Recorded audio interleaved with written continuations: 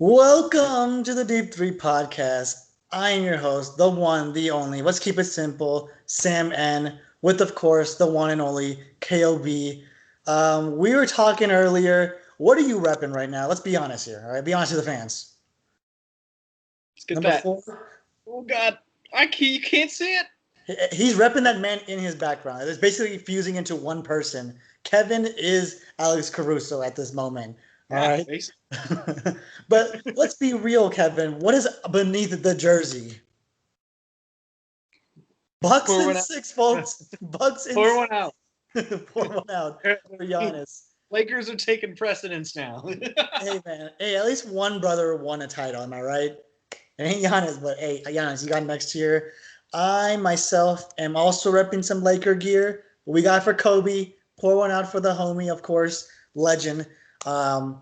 Honestly, really fitting of, with everything that happened back in January to come to this kind of finish, a true passing of the torch. We both have memes of backgrounds. You with shirtless Caruso balling out with the goggles, with the fucking snapback. The only guy that could rock it. Like, I think, to be honest, he could pull it off. I'm not gonna lie. Like this guy probably drank a lot of Monster as a kid. Let's be real. That's why he's bald, because he drank so much Monster. Facts. And of course, the one, the only, the Henny God himself, J.R. Smith, immediately shirtless upon 0 seconds, and then the first person to grab the title, which we'll get into in just a little bit. But let's do a recap, because I think from last time it was a 3-1 lead for the Lakers. We thought it was going to go Game 5 or Game 7. We didn't think Game 6 was going to be the final factor. Totally proved us wrong, obviously. Game 5, the Lakers came out with the Black Mamba jerseys. AD rocking some gold shoes called the 5 trophies. And I'm like, okay, it's time. We're going to win this. And it was a damn close match. Like, the fourth quarter was probably one of the best one-on-one matches between LeBron and Jimmy Butler. Like, it was just straight back and forth. Like, couldn't stop them. That was some of the best basketball I've seen in a long time. I think the whole bubble has been really, really good basketball. Mm-hmm. And that fourth quarter specifically, like you said, just really took it a step above. And my mouth was like on the floor while I was watching it. It was so fun to watch. Bro, I was so sweaty. Like, I was like so sweaty. I was like so nervous, and I was just like, why am I so nervous? This is not even happening to me. Like, I don't know what it is. I have no connection to either of these teams. But I mean, like, Jimmy Butler really killed it. Think about this. In 48 minutes, Jimmy Butler played 47 of them. That is nuts. And we saw him literally like just moving so slowly like a penguin after the post-game conference. Like, literally the man could not walk. Just a crazy performance from him. 35 points, 12 for 12 from the free throw line, 12 rebounds, 11 assists, 5 steals. All right. I think Jimmy Butler's very underrated performance from his defensive standpoint. Doesn't get the respect. Paul George, get the fuck off the list. We don't want you anymore. Okay, get him off. Watch his throne next time. But to be real, Duncan Robinson really killed it there. 26 points, 7 for 13 from 3. Like, he was feeling it. And I think, to be honest, he might be the best catch and shoot guy in the NBA right now. I know it's a really small sample size, but like, he replaced JJ Redick. He's Canacon Corver right now. Dude, he replaced Klay Thompson. Klay Thompson's out. Who's the best one right now? Duncan Robinson. I'm telling you, like, I mean, respect to Klay Thompson. He's one of my favorite players, but damn, Duncan Robinson was popping off. No, exactly. He was like, you could not guard him, and it's kind of weird because it's like you can't put LeBron on him just because it wasn't like a matchup that like LeBron should be guarding him. But like, you could put KCP or Danny Green, but the screens were so perfect where you can either get the foul or they had to go under, and you got enough time to get the shot off. And he's just tall enough where like you really can't reach on the shot. And it's a real shame because I think this was probably the best performance we saw LeBron play. 40, 13, and 7, 3 steals. Like, this was like destined to be like the best like way to end the finals. Sadly, it didn't come to that.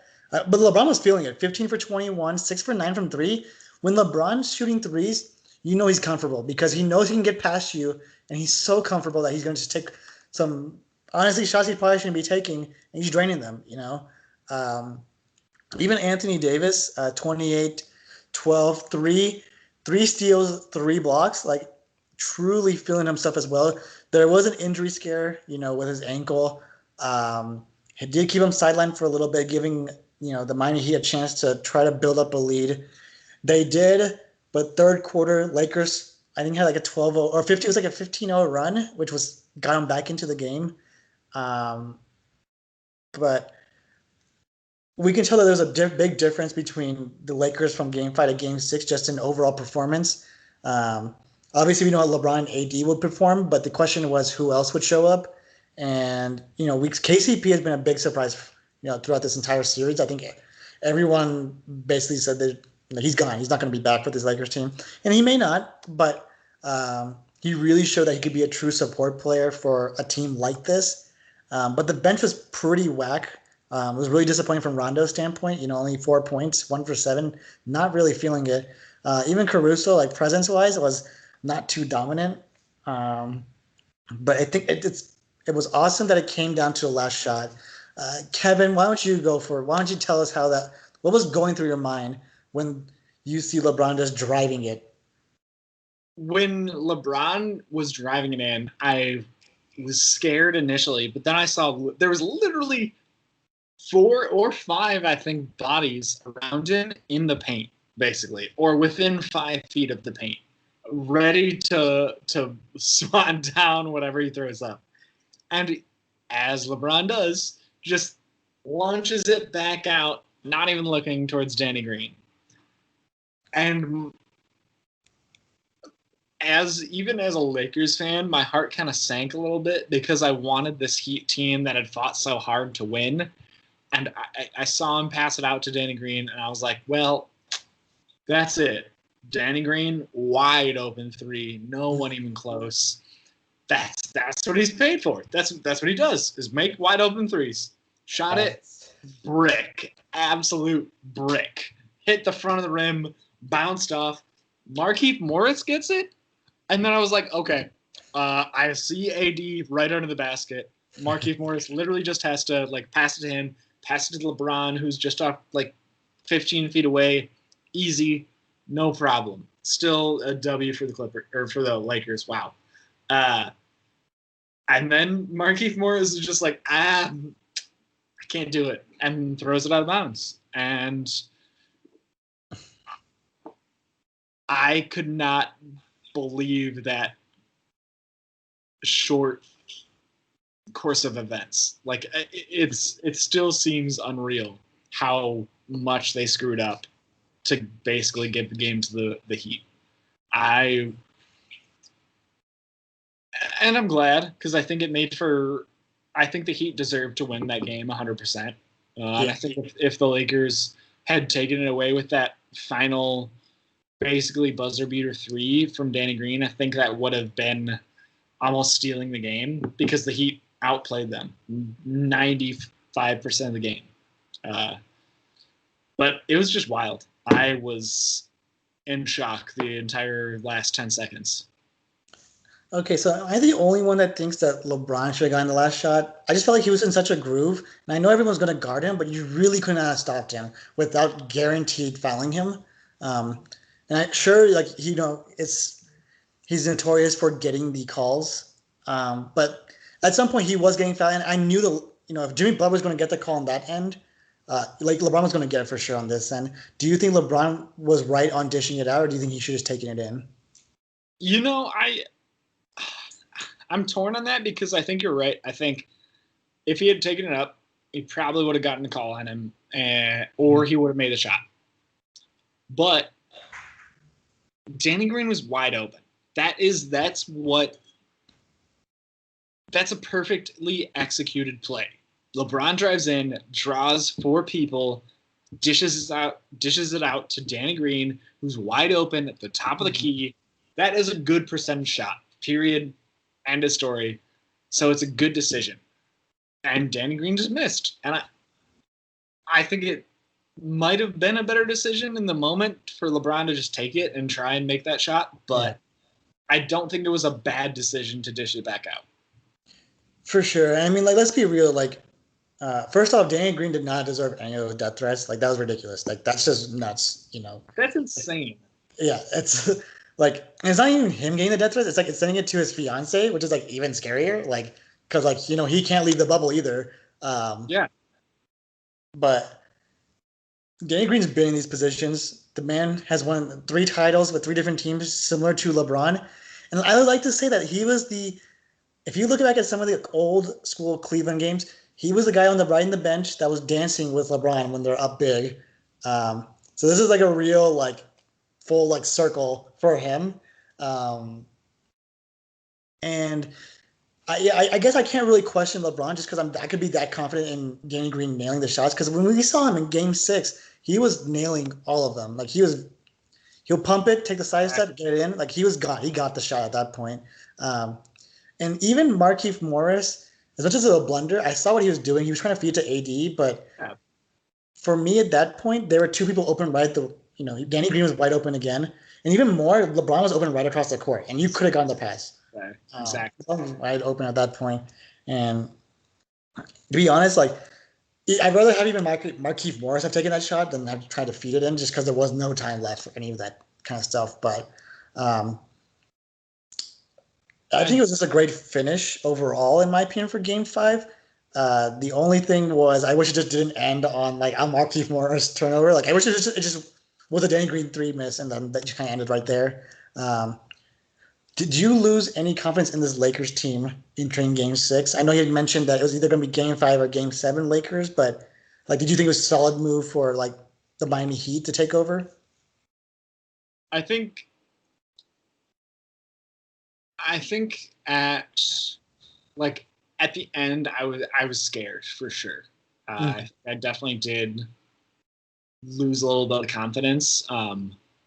But then right into Game 6, after the first quarter, the Lakers were up a bunch, so it was a very obvious change of pace.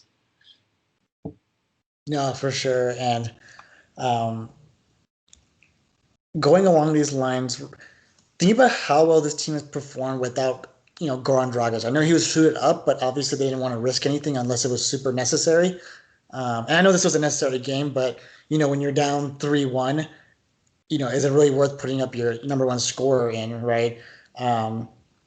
If the Heat had Dragic, did you feel like there would be less weight on Jimmy Butler, or do you think that series would be much easier for the Miami Heat?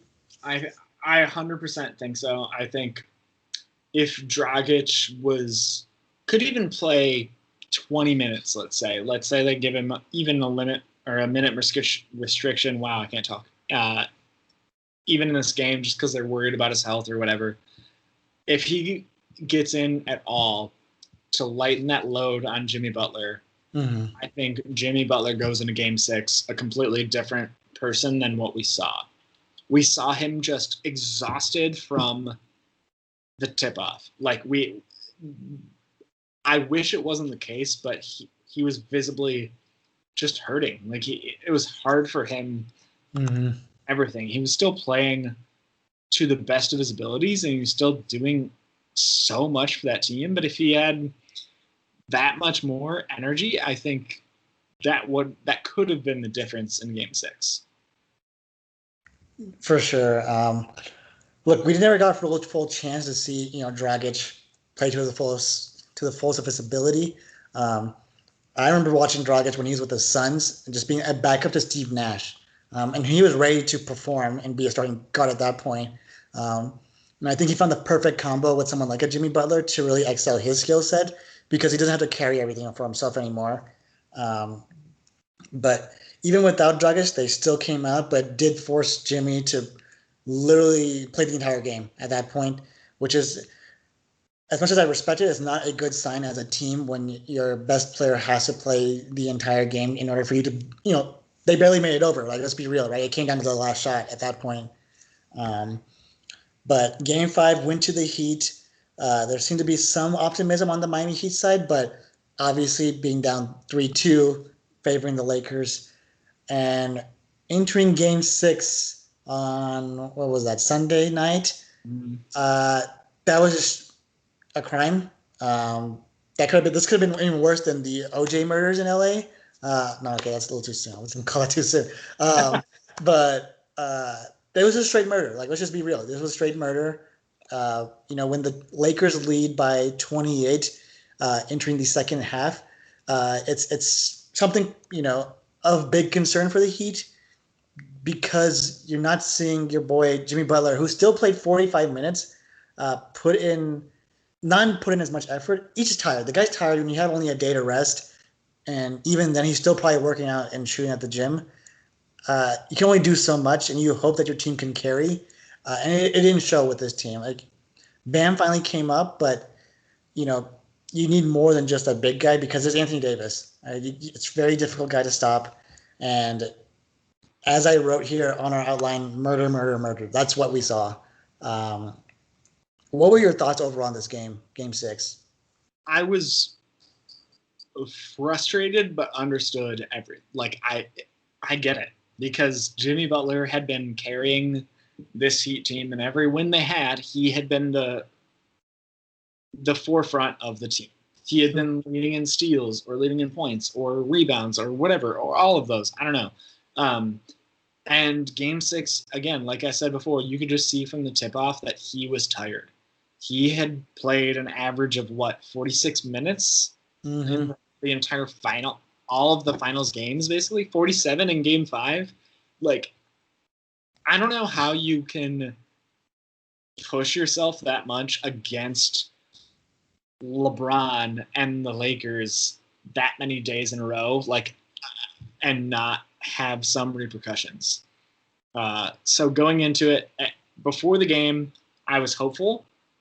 Even as the resident Lakers fan, I wanted the Heat to kind of push it to Game 7. But 5-10 minutes into the game, I could see that the Lakers really wanted to finish it. And I think in Game 5, we thought that was going to happen, but we didn't really see that. We didn't really see that defensive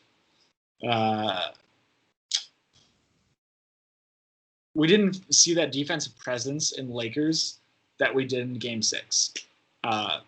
In Game 6, the Lakers just shut everything the Heat tried to do down. Duncan Robinson making threes off screens? No, we're not going to fall for that anymore. It took them 6 games, but they finally learned how to defend against that. Jimmy Butler driving up lane. All right, we're just going to put AD right up there, and he's just going to switch onto you and smack the ball away. So it's just small changes like that it took them a while to actually make. But once they did, you could see the huge difference on defense, like in Game 6 versus Game 5 with Lakers.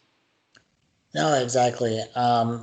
And I think with his Miami Heat team, it really does, though he wasn't the major stat factor in every game this entire regular season, even postseason, the backbone does rely on Jimmy Butler, right? It's that true grit grind that we've seen him tear apart in other teams because they weren't built like that, Yeah. And to say who's right or wrong, there is none on that point. It's just how that team's already built, and then if you're the odd guy out, then you're the odd guy out at that point. But Jimmy did finally find a home with Miami with a lot of young guys, which is really surprising because we saw him, he goes to Philly with the young guys. It didn't pan out. He goes to the Timberwolves. Didn't pan out either with the young guys. But this team, with a hero, Duncan, when the old guy is like Goran Dragic, you didn't think it would click so much, but it really worked out. Do we put some fucking respect on this man's name now? On Dragic? Or on both?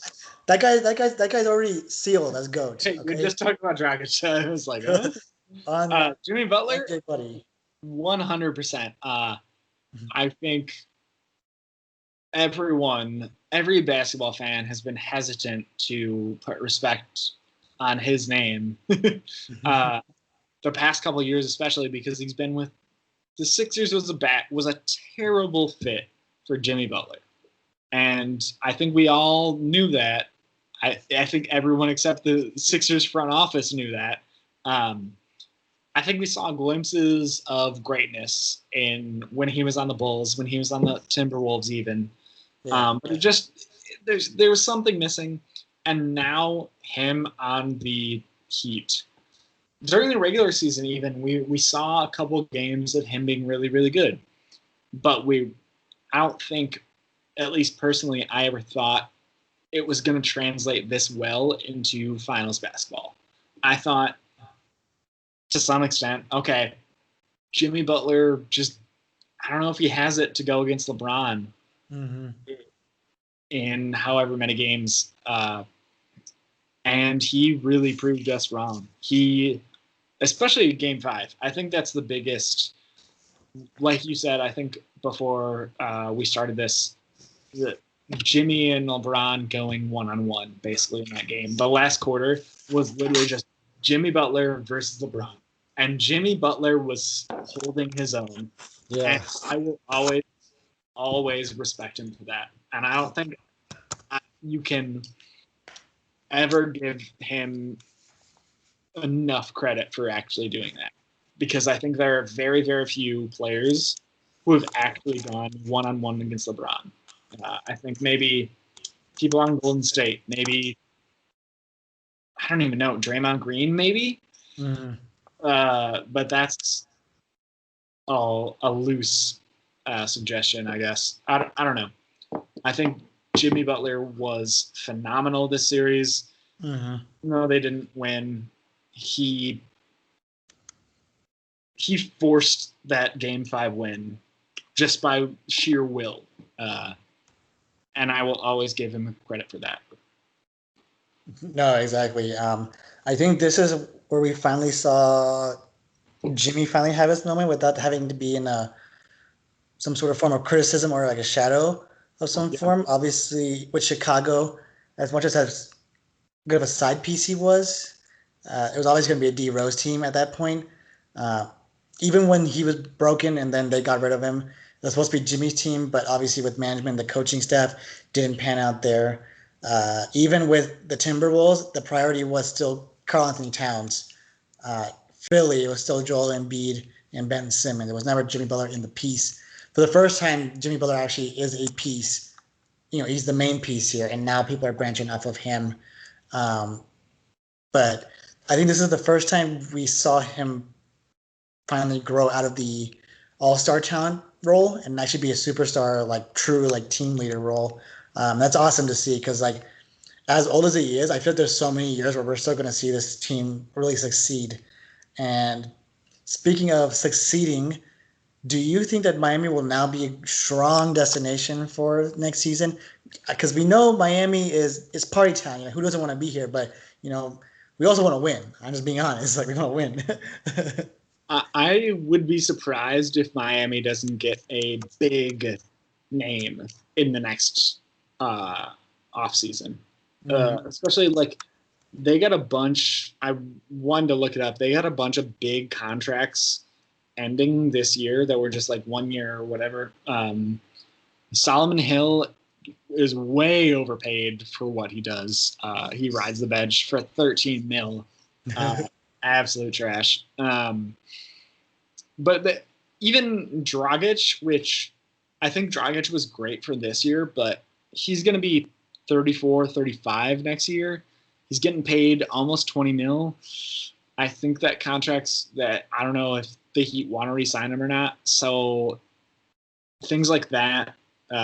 Again, Solomon Hill, Myers Leonard, contracts up.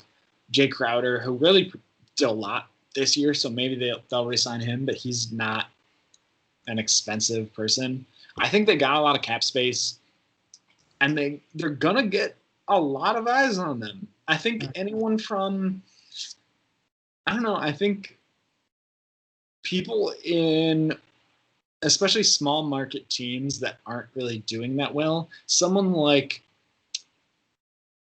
this might be a stretch, but someone like almost even a Devin Booker type, who is just on a team that can't do anything. They went 8-0 in the bubble, and they still just couldn't do anything.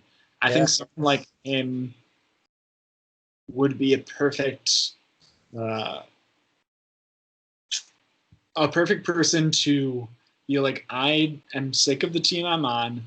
I want to come here. I want to come to this young Heat team that is doing really well, that is growing, that has the potential to be a dynasty almost, you know?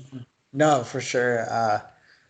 Like, I know you're the guy who doesn't like being in Miami, but for me, Miami would be easy destination. Someone sign me, you're like, here's a mill. I'm like, let's go. We're done. We're sold. We'll Dion Waiters our way there. Okay, we'll do whatever it takes at that point.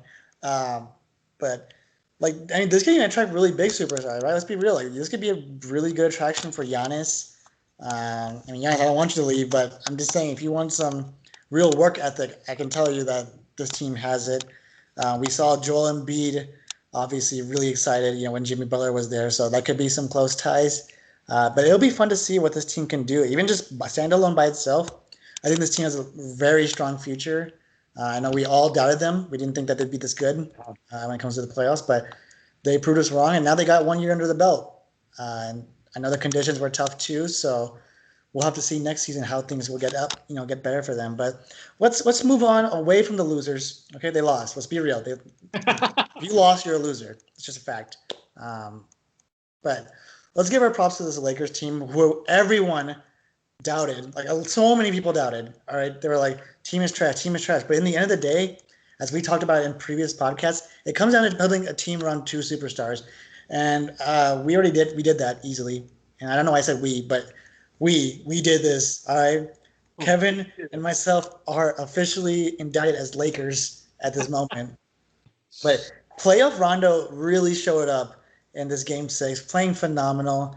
I think it was just a good feeling. Rondo finally getting a title, one in Boston. I just think it's really ironic he got one in the Lakers as well.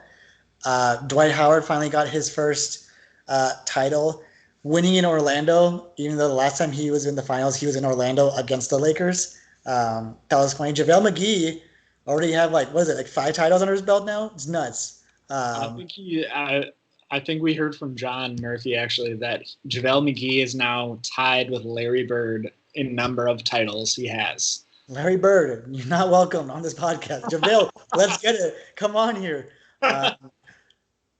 LeBron obviously getting his 4th title. Anthony Davis getting his first super emotional moment for him. Obviously seeing his dad and parents were here. That was awesome to see. LeBron smoking the giant cigar, laying on the ground, talking to his family and his mom. I heard that Markieff Morris came over and dumped champagne on him and his cigar, but he held back how pissed he was and just got a new cigar instead. But I just found it really funny when J.R. Smith is like the first person to grab the trophy. Like, man was shirtless, as you can see over here.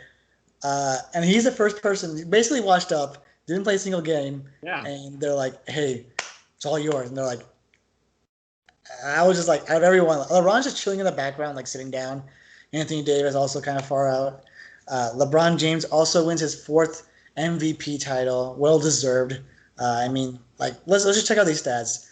Man averaged in the postseason 28, 11, 9, a block, and a steal. Like, that's nuts for someone that's going to be 36. Like, that's nuts. Insane. That's insane. I don't, like, I was thinking earlier when we were talking that final shot in Game 5, like,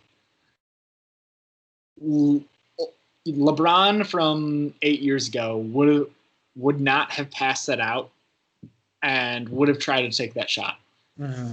But also, LeBron from 5 to 10 years ago would not have averaged anywhere close to this stat line in the NBA Finals. Like, yeah, he's amazing. He's done so much, but this was insane. This was just all around basketball dominance by LeBron. Mm-hmm. And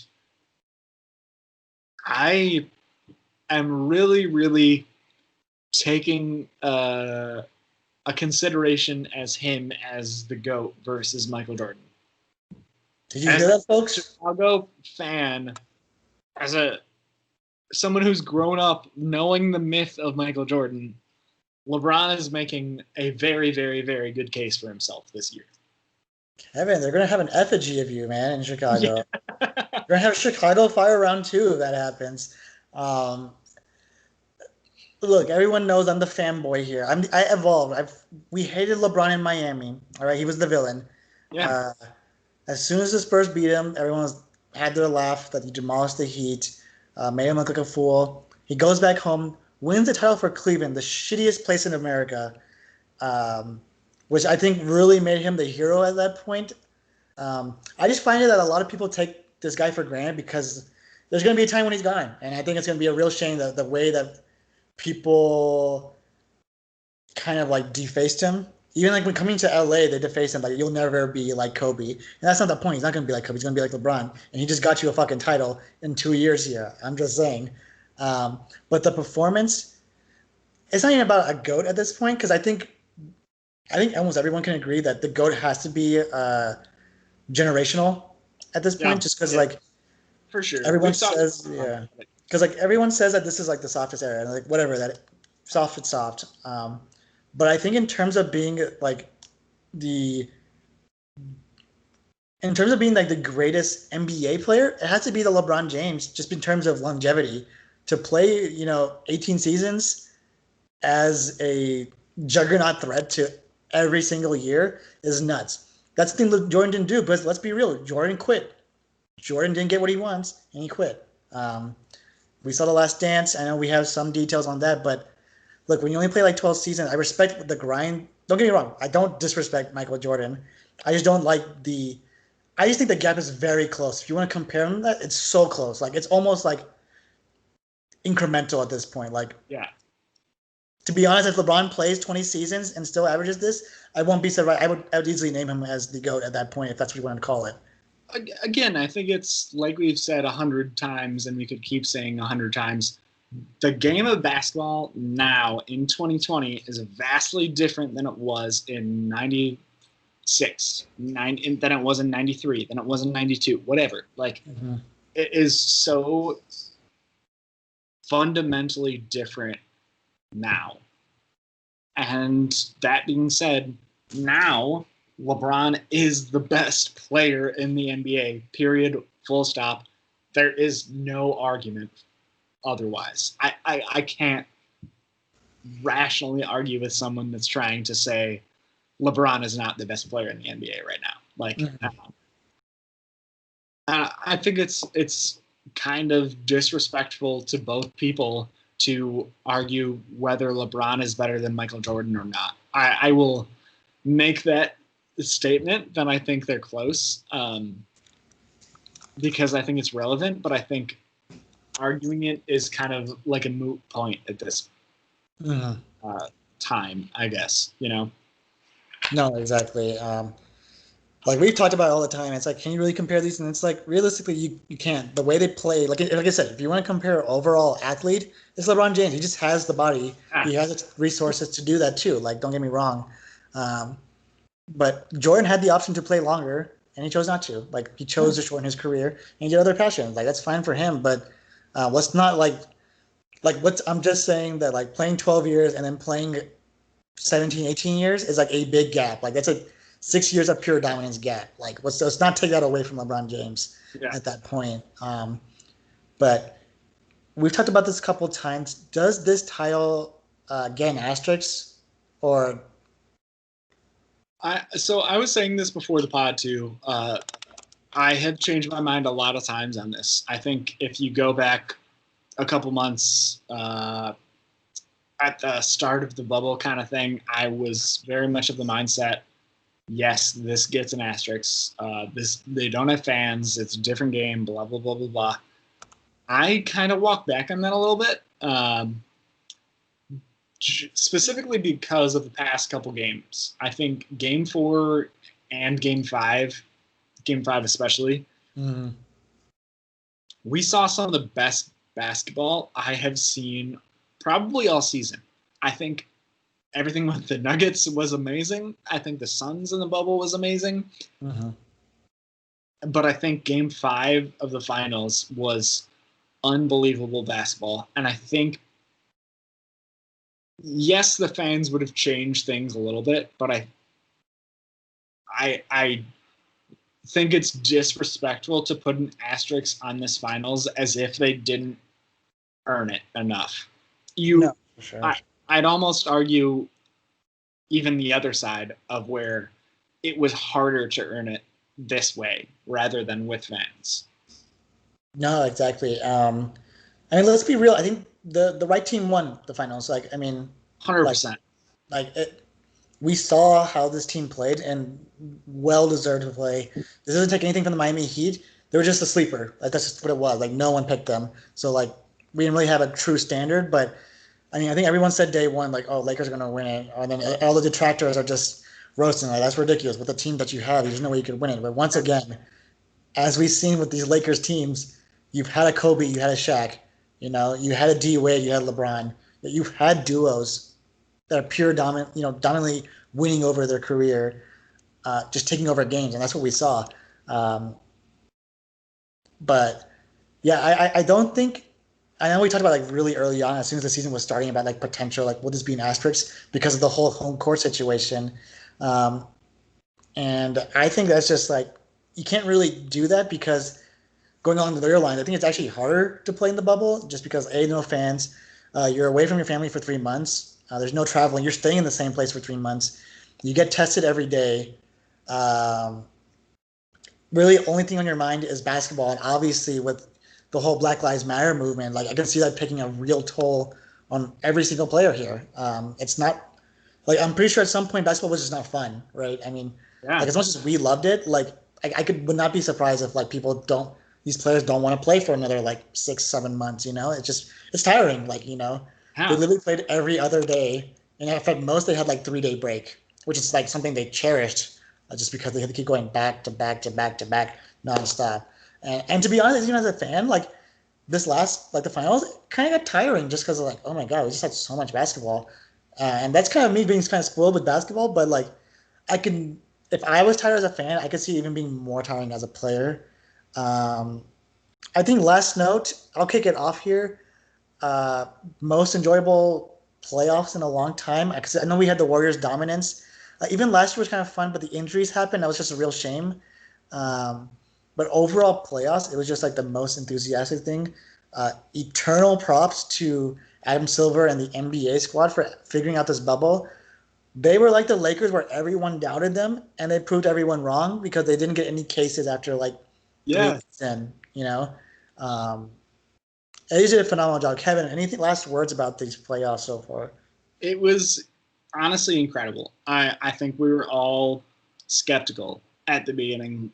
You can go back to our older podcasts and even listen to us when the quarantine started versus when the bubble started versus into the bubble. I think we were all at the beginning very, very skeptical, and then immediately we saw how real this was, how intense of basketball this was. And I, like you said, really, really got to give props to Adam Silver and the entire NBA organization, because you see the NFL, the MLB, whatever other organizations not handling it that efficiently, and respect, just a lot of respect at the whole NBA organization.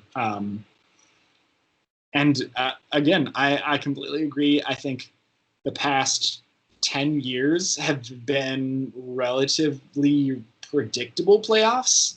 Mm-hmm. Not entirely, but relatively predictable. And this year was so different. I think at the beginning of the year, at the beginning of playoffs, we kind of had an idea of who we thought was going to get to the finals. Like Lakers, Bucks, okay, sure. And then even after round one of the playoffs, we were all like, okay, this might not go the way we thought. And it definitely didn't go that way at all. Obviously, Miami taking out the Bucks really early was a huge upset. But again, I think it made for great basketball. I think this is going to be talked about for a long time as one of the most interesting playoff seasons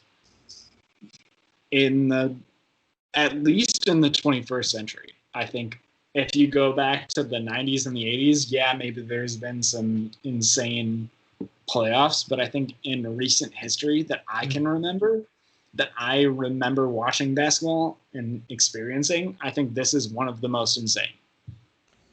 No, exactly. I mean, you hit right on the nail at that point. I think since starting this podcast, I think we were like, this is going to be the greatest season just because we have Zion coming in, Ja coming in, LeBron and AD happening. Like so many things were happening. We were like it's going to pop off. COVID happened. What's actually before that? Kobe happened, and we were like, shit, like this is just trash. This is the worst thing ever. Uh, COVID hits, halting the season, and we're like, wow, like what are we gonna do? Like like what are we doing here? Like I think it was like so much more than just a sport for a lot of us, just because like it was just both a lifestyle, but it was also like it was just part of routine at that point. It was like habitual. Like we need to have basketball all the time. But truly, props to the NBA for NBA and the players, like for the players to understand, what they go through this. A lot of time was sacrificed on their end to go to the bubble just for really an entertainment standpoint. And there was the whole, Black Lives Matter statement that they did when they boycotted the games, almost ending the season as well. And I think at that point we would have been okay, if the season got canceled, it got canceled. And there was something also a bigger point to be made. And I think the NBA did a good job to continue pushing the efforts, especially from a voting standpoint. And it was great. This actually turned out way better than I thought, than any of our expectations. They proved every league wrong. And I think they even have a plan moving forward. Like it may not be ideal, but in case, things don't pan out as great, there is a way to play a season and succeed at it. But with the 2019-2020 season over, let's be real. Let's get into the next season, all right? Well, I'm already excited for it. The 2021 NBA title odds here. Kevin, since you haven't seen this list yet, who do you think? Give me your top. Let's do top 6, 7 teams in order, if you can, in your order. Wait, in order or in no order? In an order for you. In your order, what do you think? Like, who'd be like your number one? Honestly, I think if LeBron and AD stay together, that's probably number one for me. Okay. I think Bucks are probably number two. Again, assuming I'm kind of making my own assumptions that they will make some changes over for sure, yeah, and obviously before free agency, of course. But who else you got? You got Lakers, Bucks. I'd say Heat number 3. I really got to give it to them, especially looking at their cap space, looking at how attractive they are to, like we said earlier, superstars. Honestly, I think they have a very, very good chance at being very successful next season too.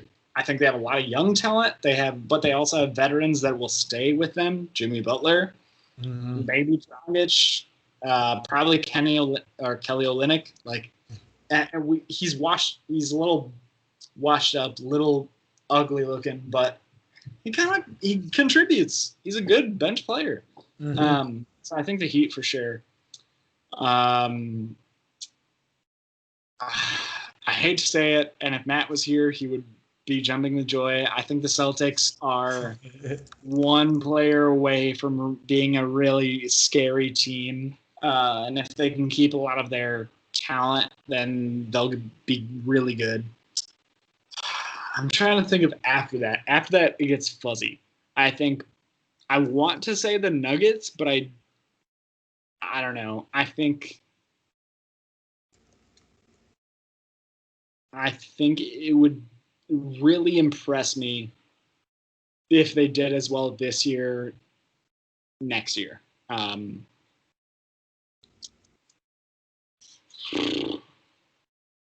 trying to think who else off the top of my head.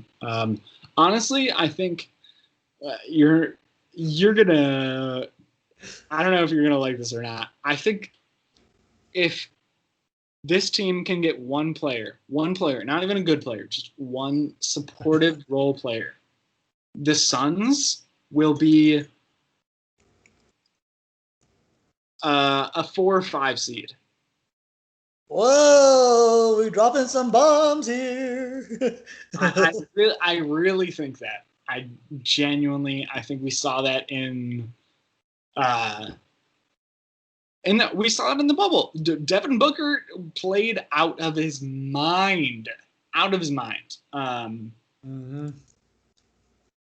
I think otherwise, the Jazz are always worth mentioning. I think they really are good. I don't want to talk about the Clippers because I honestly think they're way, way overrated, and they're not going to make a finals in the next 5 years. That is my genuine opinion. Would you get a Paul George tattoo if it happens? Would you get Paul George tattoo? I will never get Paul George anything on my body. Anything.